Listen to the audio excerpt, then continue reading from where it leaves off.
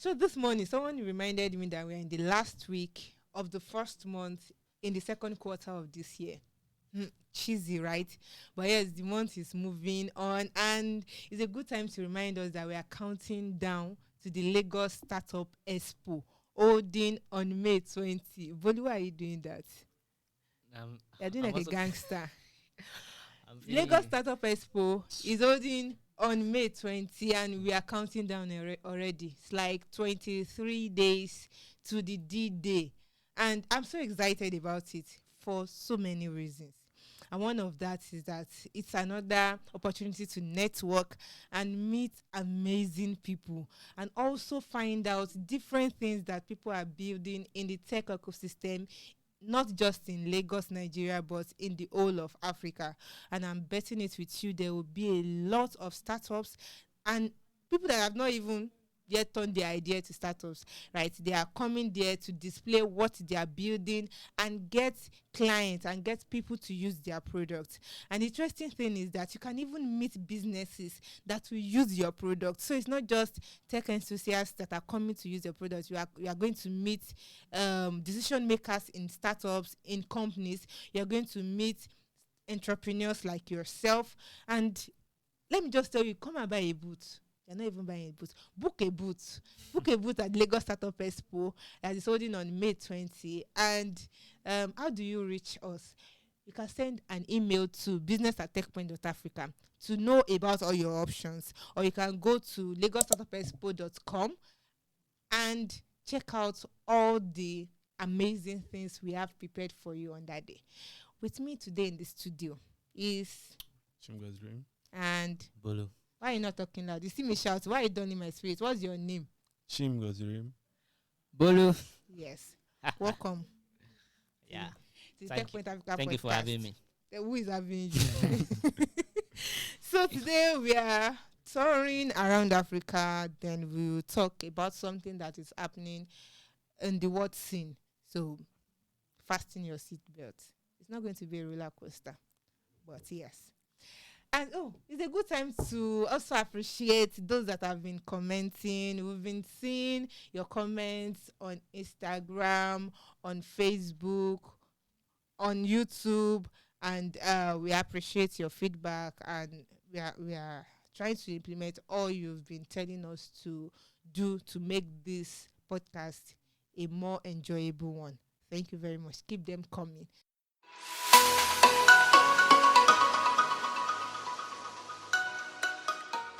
Today, we heard that there's a beef. I smell Yes. beef. Even they don't call it a beef, I smell beef. Okay. Because, what's it called? Elon Musk now wants to carry Starlink to South Africa. And it's surprising because many of these, whenever like there's a global company trying to set foot in Africa, they will consider one of the big four. And the one that is most of the time on top of the list is South Africa. But Starlink is not going to South Africa. And it's surprising, but we found out that there's actually something behind it, and it's probably from the side of the government, right? They are saying Starlink should get some licenses, and I feel Starlink and Elon Musk Starlink, they are not interested in it. I don't know what is behind it, and why they are not going for those licenses. But Starlink has set foot in Africa already, and Nigeria was the first stop, then Kenya, then there are more coming. I think is in Rwanda too.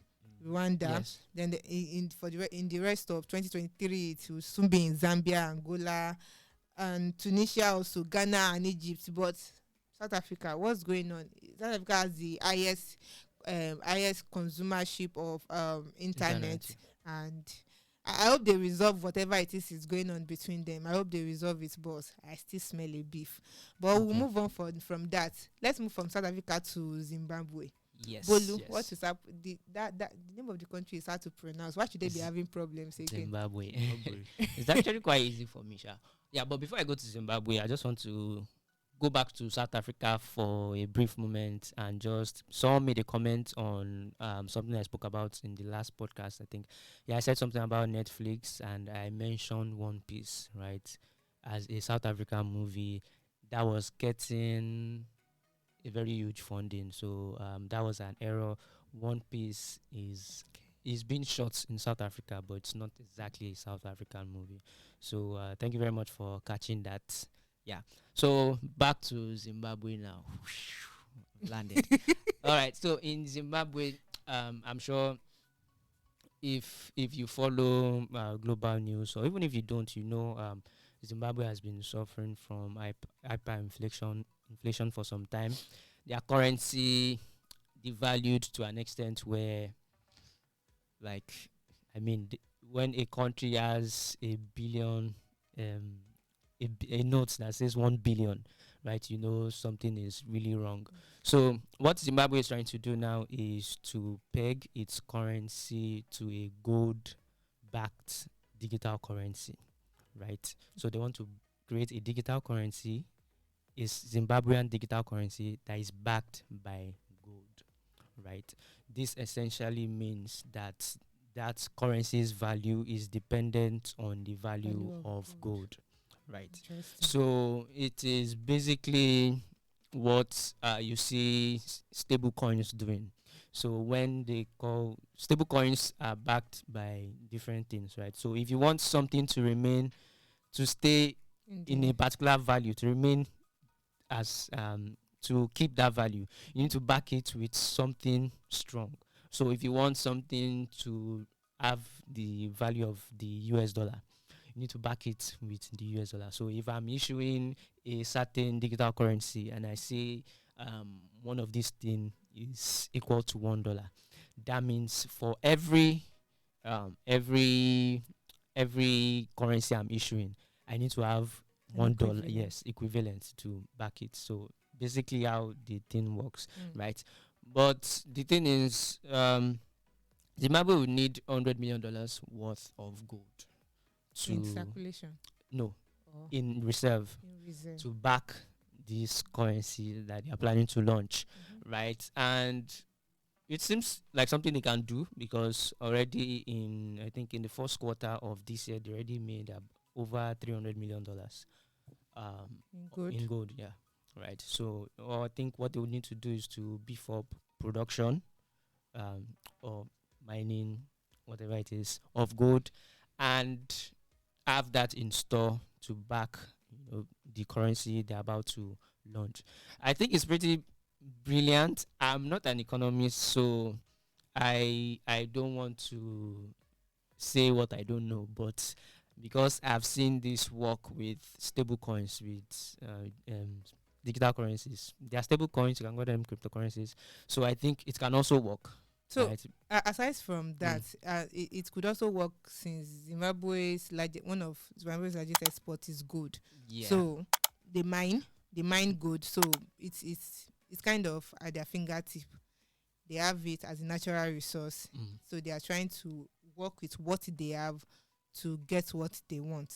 It sounds feasible. Yes, it does. But then, when we rule out all the theoretical and then we say, oh, it has worked with stable coins, it might work this way.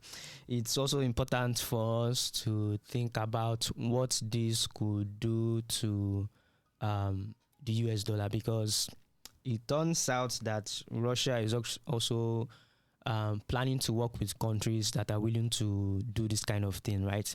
Which means it will render they won't have to use the US dollar again, right? And the owners of the US dollar, I do not think will be happy with something like this. And they always have a way. I don't think it becomes a threat until maybe the largest of the largest economies. Because, wait. So what I'm trying to say is that now, some economies are large. They are backed by the US. Their currencies are backed by the US dollars. Yeah. Okay. And the US has like a leverage on them. They probably have loans they have to pay back to the US. So they cannot make that kind of decision. True. Yes. True. So maybe the US should not worry yet Zimbabwe. Nobody get that US. Okay, true though. But I'm just trying to say that maybe it's not something to worry about. Maybe it's not yet a cause for alarm. Maybe it's not, and that's you're actually right, because I mean it's the reserve currency for many countries, and that is not something that will change overnight. But then if it will change, it also happen gradually. It will happen. True. So just need to see it. Yeah, they need to nip economics it in the bud before. Nip it in the bud. Why? Yes, it's not necessary. It's they necessary might for be them a to world power, but it is actually necessary for them to remain the reserve currency, because it helps them with sanctions and things like that. Because a country that has been sanctioned by, say, the US, for example, will not be able to trade with other countries. But then if there's an alternative, right, a very easy alternative, which means they don't have to use there's this particular global system of that makes it possible for countries to send money between countries. SWIFT. So which means you don't have to use all that, right? You can now use something as straightforward as sending USDT to someone. I think we should just wait till it works in an economy. Once it works in that economy, I mean, if it works for Zimbabwe, Nigeria could try something like that. Nigeria has a lot of things, but still holding it back. So, but that's not a conversation for today. I think we should come down to Nigeria and talk about something that I just read. They said like a conversation that created a lot of buzz on the internet because we wanted it to be true so bad. We really wanted it to be true. It's about one of Nigeria's popular artist and techpreneur, Mr Eazi. What was it about? Okay. So last week, last week there were some reports flying around that Mr Eazi had sold his company Vydia to Gamma. Well, it turns out that was false, because one, he doesn't own the company, and you can't sell something that doesn't belong to you. And so I did a little digging and discovered that one, Vydia is obviously, like I said, not his company. The claim was some other reports. So there were a lot of conflicting reports. Some people said, this is Mr Eazi's company, and he sold it for $1 billion, which was, I think, the first alarm bell for me, because $1 billion is huge, regardless of where you are. And for a Nigerian company to be selling for $1 billion, then, and especially music tech, that was quite unusual. Still is unusual. So I checked, and some of the reports also said that it's not Mr Eazi, it's Zagadat Capital that was an investor in the what do you call it, in Vydia. Yeah. So what really happened is that Vydia was sold. That's actually true. It was sold last year to Gamma. So Gamma is like a company that is trying to build software for music distribution across the world. So it was founded by a former Apple Music executive, Larry Jackson, and they were not acquired. We still do not know the actual value, because none of the parties have said this is how much we were acquired for. We just heard that they were acquired, but I guess where the $1 billion rumor started is that people. So there are reports that Gamma raised $1 billion to back its investments. So we are not also sure of how much they raised. So this is probably a lot of speculation masquerading itself as fact. Yep, so that's like what was here. So after seeing the news, I published an article that was trying to set the facts straight in a way. And a representative from Empower Africa reached out with a claim that they did invest in Vydia. So according to him, the investment was done through Empower Africa Ghana, which is a subsidiary of Empower Africa, And he also mentioned that, so in the article I pointed out that Zagadat Capital, so there are no public records of the investments they've done apart from I think that was probably their first investment in PowerPay. So PowerPay is a fintech startup that they invested in, I think, 2021. So I mentioned that there's no public record of any other investment they have done, but the representative claims they have invested in startups like Eden Life, Paysa, and a few other startups across Africa. So so far, we still don't have like any concrete evidence that yes, there was an investment. But the reality is that Mr. Eazi did not sell a company for $1 billion. First of all, he did not.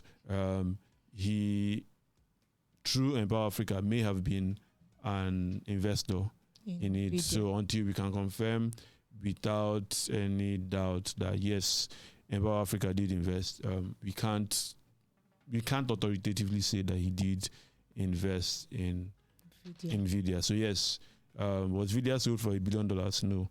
Did Mr. Eazi become a billionaire through that deal? Most likely not. So yes, I mean, it's a good thing that a Nigerian investor got an exit, hopefully a very favorable exit. But let's know what you are saying, please. Yeah, he's good, but we want to do good. Is leaving us with that word. Let's know what we are doing. Oh yes. And from there we move to Rwanda. Right. We've come to live with the fact or the reality that one of the biggest problems that African countries face is the issue of identity, and it's a lot that private institutions have tried to solve it, governments have tried to solve it, and in this case, Rwanda's government, the Rwandan government rather, has come up with something like, when you take something digital, it kind of gives it this sense of the problem becomes less of a problem, and yes, it gives it some sort of sophistication. Oh God, English is hard. I understand. Yes, you get. So what is Rwanda doing with digital ID? All right. So what they're basically doing is there is a proposition, right? A legislative proposition to make the current process of ID registration and issuance digital. So it will not be the usual. You're smiling. You're feeling me, man. No, I'm not feeling you because I know how it is with some countries I have not mentioned. Okay, yeah. So registration and issuance of identity will now be digital. They are proposing that they want to make it digital, right? They want to amend what they already had in 2008, the 2008 Act on how it already works. So they want to, make it nice, more digital, and it's coming in 2 ways. Some say 3, but I think it's coming in 2 ways, right? Where you still have the physical ID, but that ID will have a QR code that, when scanned, it will reveal the details about this person, and then there will also be. There's another one that is coming with.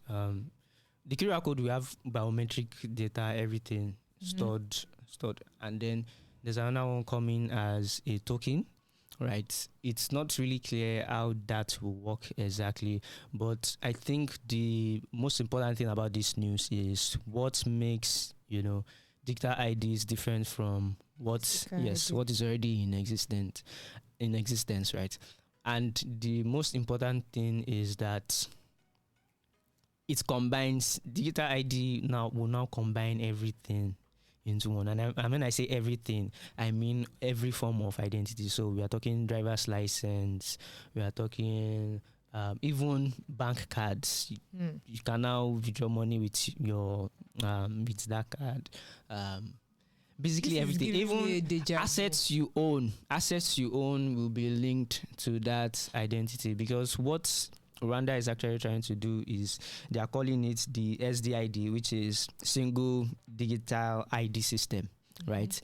And then I looked into it and I saw that it's actually something UN wants for every country, for every member country, right? That by it's part of their Goals. yes, their sustainability, SDG, right? So by 2030, they want all member countries to have this form of identification, right? So that means that it's giving a really weird vibe, right? A kind of weird privacy vibe, because that means there's a central place where every single thing about you could be accessible. Is that not the ideal? Yes, but the issue is, can I now control? It's so centralized that I can't. The control. Anybody can control. Anybody that gets access to that thing can do anything with it. You can even be deleted. If they delete your data, you do not exist. You don't exist, and you don't belong to any. Yes, any country. I understand all the concerns that are around it, especially privacy concerns. But I believe that this should be the ideal. Why should I, for instance, as a Nigerian, have an NIN, National Identification Number? Why should I have a VIN, Voters Identification Number? Why should I have a BVN, Bank Verification Number? Why? Why can't I have a single thing that you can use to identify me as a citizen of the country? So that is why I'm saying that should be the ideal. I think as of the time that the Nigerian government was very, very serious about enforcing everyone to get their national education card. I think we were told that to come to a time that card, the plastic one, the permanent one, would have a chip in it that we can use to withdraw as bank cards. And it was nice to know, but this is where we are now. Like, you don't even get a physical card. And as of people that got their card in the early 2010s, right, the number on their card is different from the NIN that is needed now. So just imagine that kind of thing. So if a government is coming on and saying that introducing a digital card would make sure that there's like a central database for everyone that is considered as a citizen of that country, I believe it's welcome.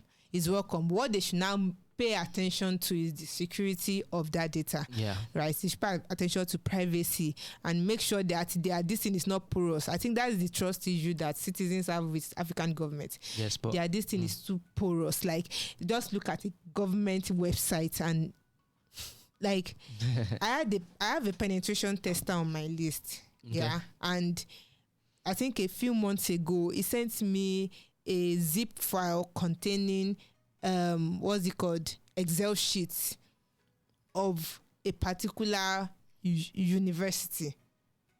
Like, I could access everything, and it got it from open web. What do they call dark web? Oh, is that what they call it? Yeah. Where these people, when they go and put it for sale, that place, web. That was where it got it from. And it was trying to tell me that it's not a Nigerian, it's a Pakistani. And it was trying to tell me that, hey, we've tried this a number of times. They don't respond. So that is where the trust issue is coming from. If you can't protect my data, why do you want to put everything in a spot? But personally, I believe it's welcome. And it would be nice to see if an African country can pull it off. It would be very nice to see. I just feel that they'll be opening it up to other. Aside from the privacy issue, I think the UN is really spearheading this thing and wants it to work because they also want access. I mean, this won't be the first time that countries or African countries in particular fall behind on SDG goals. It's almost like, I mean, it's expected that they would always fall behind. Even if you give them 50 years, they would always fall behind. But for me, I think, I mean, for the government, it feels cool. But if I was a card issuer, for example, I don't know, you're taking away a source of revenue for me, so I'm going to push back against it. You don't have a what's the English choice? You don't have a choice. It's the government you're talking about. Yeah, it's the government we're talking about. But if I saw enough doubts into people, like So you go to your bank gives you an ATM card, right? Mm-hmm. You have 4 accounts, for example, with 4 different banks. All of them give you cards. Mm-hmm. Why don't you go and maybe, so for example, we have a banking regulator in Nigeria, CBN here. So why does the CBN not just say, oh, one card to rule them all? So you have one card and you can. That's not what Nigeria wants to do with Afrigo. No, that's not really what they want to do. It's just introducing one extra card scheme. But yeah, if I have one card, that means the banks have to figure out a way to key into it. Yeah, and how do they make the money? Who is going to be making the money? So I mean, so I'm looking at it from the part of being a business owner, who this makes up is because that makes a lot of money for banks and guys like that. So I don't know. The rest, the whole privacy issues, I don't know. It may probably be reserved. I mean, I'm not so big on privacy, but I know why it's important. But it's not something that keeps me up at night. I get it. Okay. Yes. That we've had a great conversation around Africa, and it's a good time to mention that sometimes in January we mentioned that Tech Nation was going to shut down, and they put the date at March 31st. But in the meantime, they asked for people that are interested in acquiring their assets to show up, and they received a dozen of interest, but they decided to go with Founders Forum Group. So Founders Forum Group has acquired Tech Nation, and what that means and why you should even care about this thing I'm telling you is that Tech Nation visa is back. Right? Did they ever go? No, because Tech Nation continued to receive applications as for Tech Nation as the endorsement body for global talent visa. So the application they didn't stop the application, so they kept coming in the anticipation that there will be a new endorser soon. And here we are, Founders Forum to the rescue.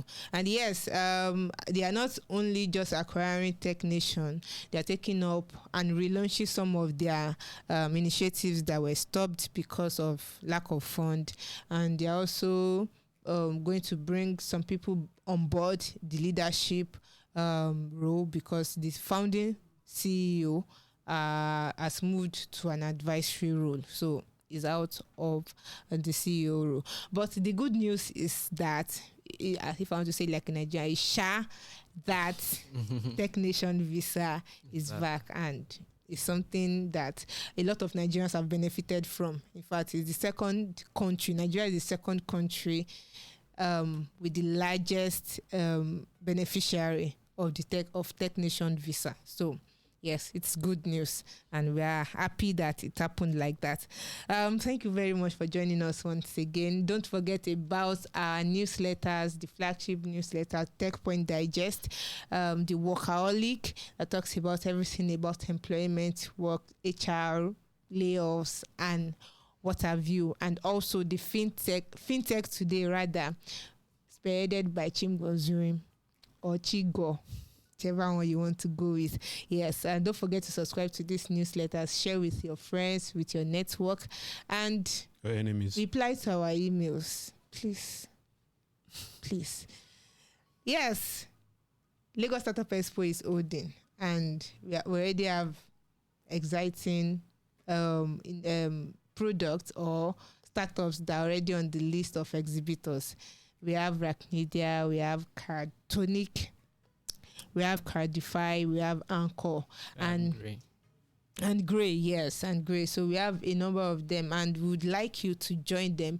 We already have like different sponsors announcements. You don't want to miss out on this. And if you want to attend, to go to lagostartupexpo.com and attend to be and register rather to be an attendee. This is hard. Don't you miss Emmanuel? Emmanuel should be back next week here to host this beautiful podcast, and I can take a break. But for the meantime, I enjoyed doing this. Thank you for joining us today. Hope I'm not missing out anything. Bye. Hope. No. So let's say our byes. Bye.